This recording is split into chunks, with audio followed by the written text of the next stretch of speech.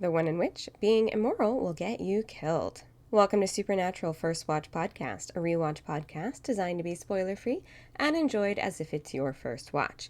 I'm your host, Kimberly, a self-proclaimed sci-fi and fantasy nerd, and previously on the road of Supernatural, the brothers tackled a skinwalker in Missouri, where Dean was framed for murder, but also framed for being dead, so there are no consequences as they continue on the road.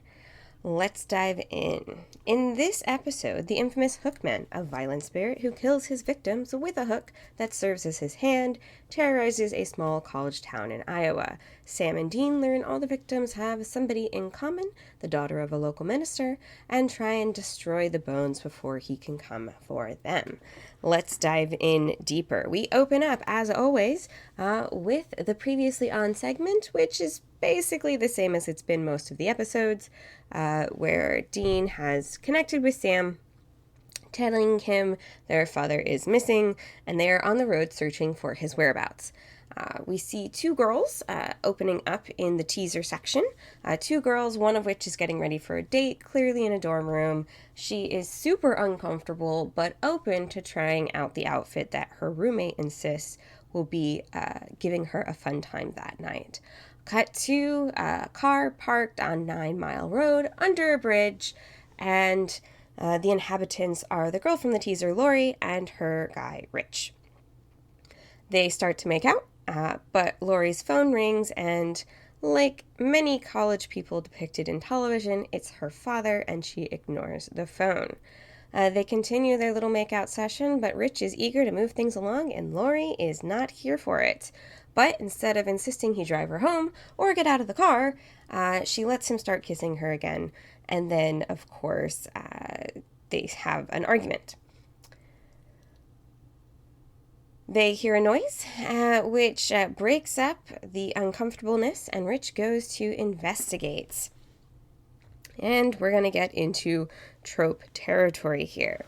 Hearing some noises while Rich goes to explore, Lori uses the keys to close the window, but she doesn't leave, and she doesn't light up the area. Nope, she stays until there's an attack on the car, where she stays and does not drive off. We have seen the keys are in the car, but using horror story logic, she decides that it's better to stay there than to try and escape. Eventually, the car stops being attacked, and instead of driving off, she decides to get out of the car. And of course, she's in for a nasty surprise because she looks up and sees her boyfriend above the car dripping onto it. And once again, instead of leaving or running away, she feels it's much better to stand there and scream. Obviously, this is one of the more tropey opens, and we'll dive into that in trope-tastic. But we cut to a daytime cafe where Sam and Dean are still obviously looking for their father. They're having no luck. Sam has somehow managed to access the FBI database and has run the plates of the car they know their father drives, but has had no luck, and they don't want to file a missing persons report because there is some sort of bad blood between them and the FBI. This brings up a whole lot of questions, like how on earth did Sam manage to run the plates? It brings up the question, is he good at hacking? If so, how on earth would that be the case, considering he's supposedly been out of the hunting game for at least 4 years? And there's a lot of other questions about what they're doing, really, to find Dad, but having no luck at it so far. Also, fun fact, apparently Sam enjoys what Dean refers to as frou-frou coffee. And of course, while searching, they find their next case and decide to investigate when they see a newspaper clipping about an invisible attack on a car in Iowa. If we assume this follows on immediately from the previous episode, at least Iowa is actually only a few hours' drive from St. Louis. So, cut to Iowa. And Dean and Sam arrive posing as frat brothers from out of state. Now, I was not involved in sorority or fraternity life, but I do find it a little strange that nobody knew frat brothers from another state were coming. Have no idea what kind of reasoning that would be behind, but they're taken at their word, and they ask for a room in the house and are put in with a guy named Murph. He's painted completely purple and very happy to talk about the creepy killing and the fact that his buddy was dating the Reverend's daughter. They decide to check out the Reverend, who is giving Rich's funeral service when they walk in. And in a nice bit of movie/TV magic, there's a huge noise when they walk into the church, even though one has to assume that plenty of people come in throughout the church service every single day. So either that door should be oiled or it should not cause such a commotion. But we keep going. Afterwards, they are able to speak with Lori, who asks a bunch of questions, and Sam connects with her by explaining that he knows what it's like to see somebody hurt. She introduces them to their dad, and Dean distracts the Reverend while Sam gets Lori to spill just a little bit more. She, of course, is convinced that she was just saying things, and there's nothing to it. So Sam and Dean head to the library and talk about a Hookman legend. Looking at arrest records all the way back to 1851. They find a case where a preacher named Jacob Carnes, who lost his hand in an accident and, of course, had a hook for a hand, took to murdering prostitutes in the 1800s with a silver hook he wore on his stump. And, of course, it all happened on 9 Mile Road where Rich was killed. We go back to Lori, who is with her father, and of course, he's not happy with her living situation. He wants her to return back home, and she has the family drama trope conversation of she's old enough to make her own decisions and wants to have her independence, so she heads back to her dorm. When she gets there, it's dark, the roommate's asleep, so she doesn't turn on the lights as she gets ready for bed. Of course, what a good decision, because we're going to see something else happen. While this is going on, Sam and Dean head back to the crime scene, where they discuss the fact that a shotgun isn't going to do anything for a ghost.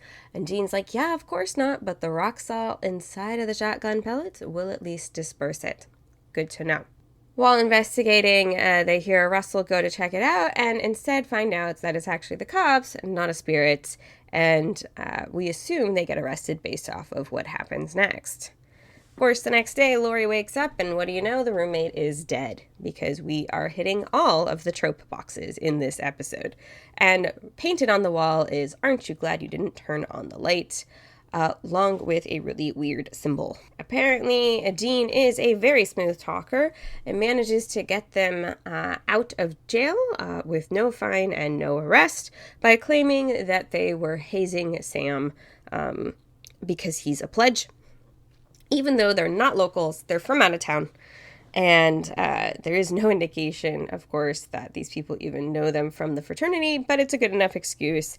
And Dean is raving about the fact that he's Matlock. I do find it interesting that he claims he's using the law, and the law student, Sam, did not think of it, but that is a deeper dive for later. Of course, as they walk out, they see cops rushing off, and because that's what they do, they follow them. And just having got out of jail, they decide that it's a perfect time when the location is crawling with cops to break in and see what is going on, instead of waiting, until at least half the police force is not right outside the front door. From the smell and the symbol, they know it's a spirit, but I would be interested to know what exactly is the scent that tells them it's a spirit.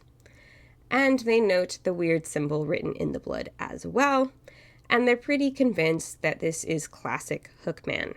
Now they know they need to find the body, but how on earth are they going to do that? So it's back to the library. While they're investigating and find rolled scrolls. Unless these are from, ancient times, I have no idea why there would be rolled scrolls in a library. But, of course, it's enough for them to get some information. And they head to...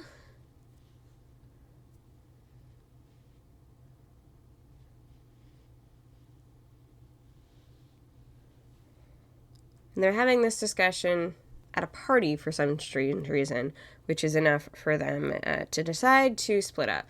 Dean needs to go and find the body in an unmarked grave, while Sam is going to keep an eye on Lori.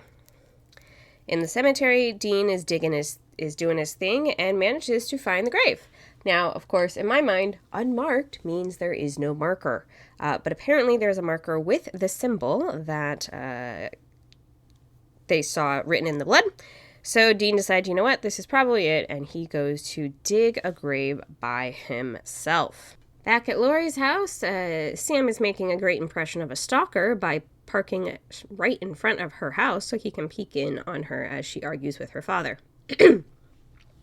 Instead of being freaked out or worried, she decides this is now the best time to open up to Sam and share that she's pissed because Daddy Dearest is not actually following the preacher way and is currently having an affair with a married woman that goes to his church and whose kids she knows. And even though her boyfriend just died and she was clearly uncomfortable with the physical level of their relationship, she decides now is a great time to start making out with Sam. He, of course, is a gentleman and says really he can't right now, and the question becomes, can he not because she's a victim or because he's still broken up about Jess? But either way, they get interrupted by her father, who gets dragged back into the house, and Sam chases him in order to interrupt the attack from the Hookman on her father, and what do you know, the shotgun actually works, and the Hookman disappears. In the hospital, Lori's dad is alive, and Sam is actually talking to law enforcement as a person who witnessed a crime.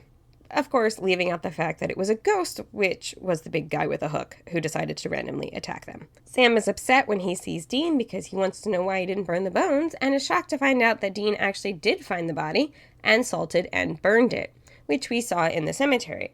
Salt and burn apparently actually does mean douse the body in table salt and light it on fire until it's ashes. Of course, this is TV magic, so that goes pretty darn quickly, when in reality, even using a crematoria, reducing a body to ash actually takes quite a long time. We're talking hours here, folks. But they realize that because the body is gone, once again, part of the spirit must be imbued in an object, and decide that it's most likely the hook that used to be a part of his hand. And of course that the Hookman is not actually being controlled by the preacher, but he's being controlled by Lori. They're back at the library doing the research thing, and Dean is reading through a bunch of logbooks to find out where the hook might have gone. Of course, my question is always, how on earth do you know where to find these logbooks? What kind of Dewey Decimal search do you do to find prison records? And why are they in your regular local library?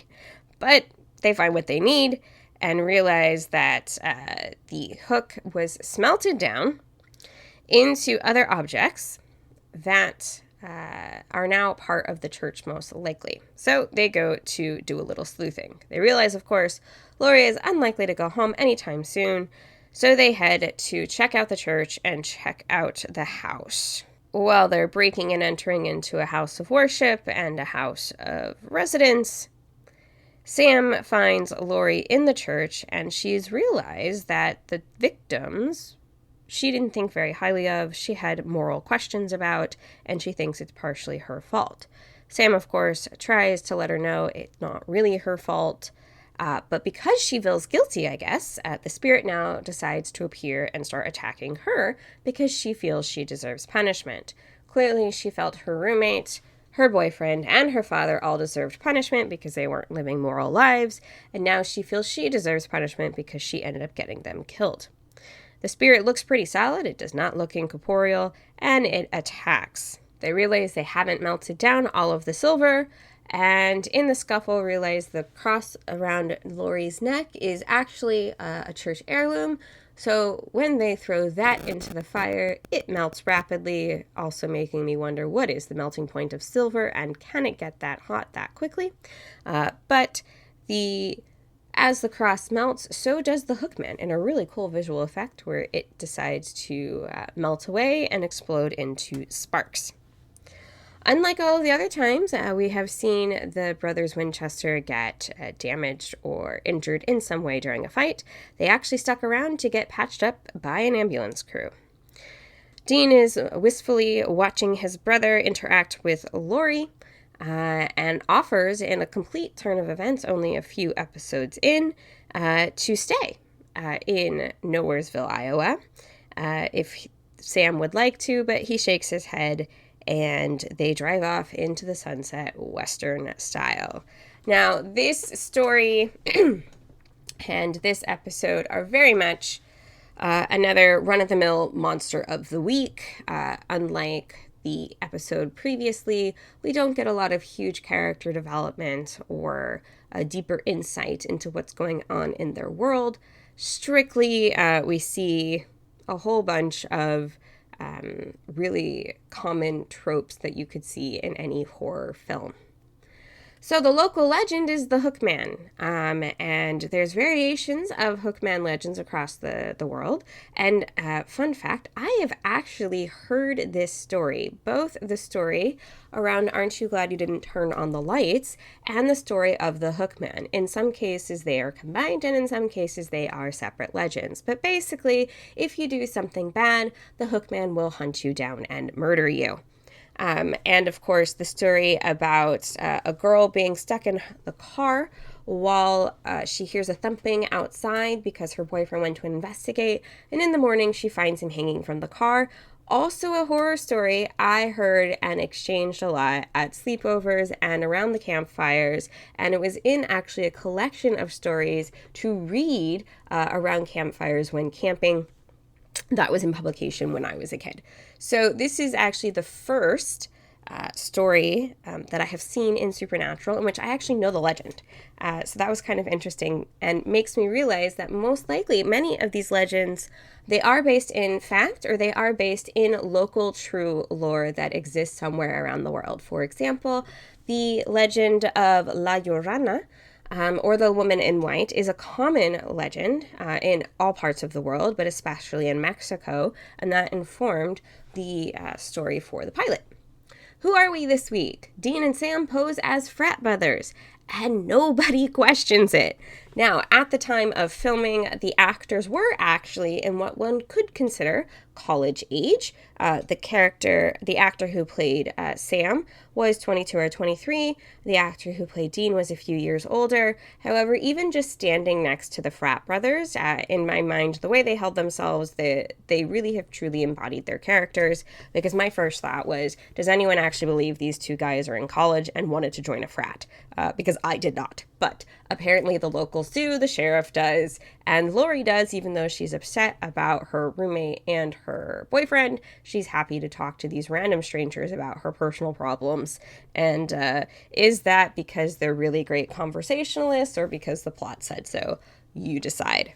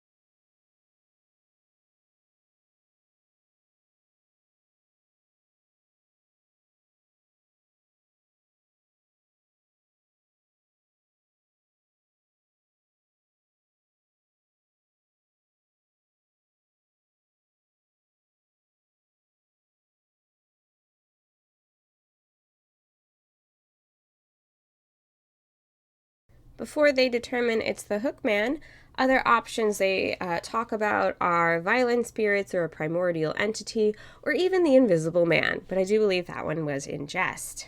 How to kill it? Even though we have heard the recommendation of salt and burn many times already in the 7-episode run, this is the first time the brothers actually get to find the bones and salt and burn them to kill a ghost. But of course, it's not just a normal salt and burn. They realize that the hook also needs to be destroyed in order to truly kill the spirit, which goes along with what we discovered in Bloody Mary, that spirits can also partially inhabit objects that were involved in their death.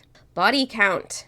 In this episode, the only bodies that we see drop on screen or referred to on screen is the boyfriend Rich, the roommate Taylor, and of course they kill the vengeful spirit Jacob Carnes as well. Dean and Sam's relationship, we don't get too much insight here into where the brothers are at with each other, except that they're clearly still pursuing the family business. And unlike in previous episodes, Sam is gung-ho. He says, yep, that sounds like a case. Let's go check it out. But they are actively still looking for their father and having absolutely no luck. Now, something to note is that originally this episode was filmed 3rd, but put 7th into the lineup when it was actually shown. And this does make a lot of sense because it ties very closely into what's going on with their dad. It's another monster of the week. We don't get a lot of insight into what's going on beyond just the general horror monster of the week for this episode.